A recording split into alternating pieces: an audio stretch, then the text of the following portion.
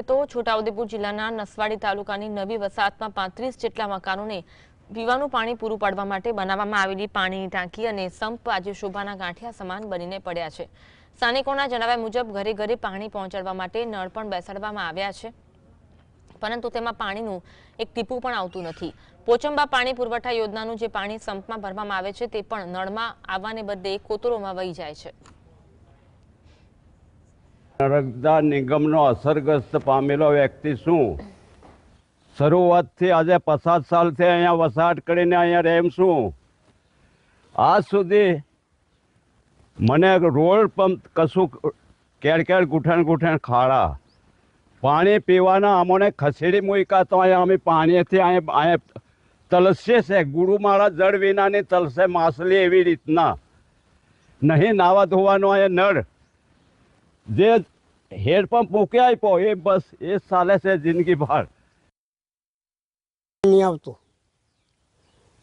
टाकी बनाવી खरी પણ અહીંયા કોઈ હસ્કરો વાળો ના મળે તો પછી શું કરવાના? નળવડિયા બધી જ નળ છે કે પણ પાણી આવ્યા વગર શું કરવાનું? તો ઘેર અમારા ગામમાં નળ ઘેરા ઘેર મૂક્યા પણ પાણી કશું નથી પીવાનું, બહુ તકલીફ છે પણ કશું પાણી નહીં આવતું। ટાંકી એ કશું કામમાં નહીં આવતું, ખાલી આ દેખાવ છે, બાકી પાણીનું બહુ અઘરું મળે।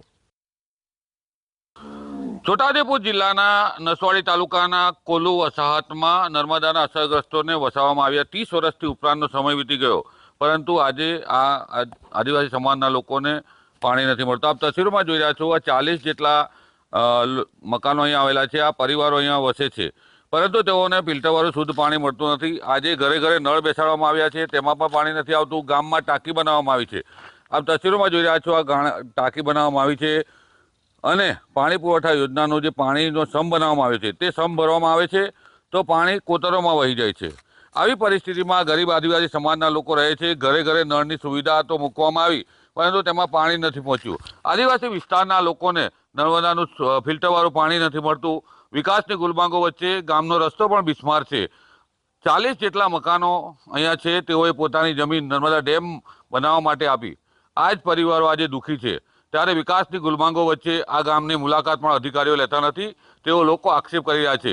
આદિવાસી વિસ્તારની વિકાસની વાતો કરનાર નેતાઓ આ વિસ્તારના લોકોની મુલાકાત લે તેવી માંગ કરી રહ્યા છે। રફીક જણીવાલા, GSTV,